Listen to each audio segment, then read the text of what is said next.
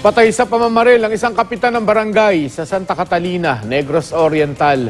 Sa Kalibo Aklan naman, sa pulsa CCTV ang pagtangay sa isang nahulog na pitaka. Yan ang Ronda Probinsya ni Katrina Son.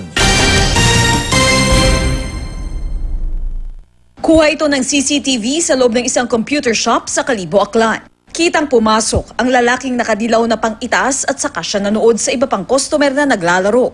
Maya-maya, pumunta na siya sa bakanteng upuan. Hindi niya napansin, nahulog pala ang kanyang pitaka habang naglalakad. Nakita niya ng isa pang customer, pero imbes na ibalik sa may-ari, pasimple niya itong dinampot at tinangay. Kalaunan, nahuli rin ang suspect na menor de edad pala. Laslas na ang leeg ng babaeng ito nang matagpuan sa bahagi ng Albay. Kinilala siyang si Rosemary Bonaobra na residente sa naturang lugar. Blanco ang pulisya sa posibleng motibo sa krimen. Wala raw kasing indikasyong ginahasa ang biktima o pinagdakawan siya dahil wala naman siyang nawawalang mga gamit o pera. Patuloy ang investigasyon sa insidente. Sa pamamaril naman, napatay ang isang kapitan ng barangay Santa Catalina, Negros Oriental.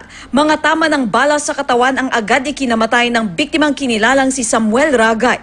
Sugatan naman ang kasama niya noong mga treasurer. Base sa investigasyon, kakatapos lang ng session sa barangay nang dumating sa loob ang mga hindi pa kilalang suspek. Posible raw na politika ang motibo sa krimen ayon sa pulisya. Katrina Son, GMA News.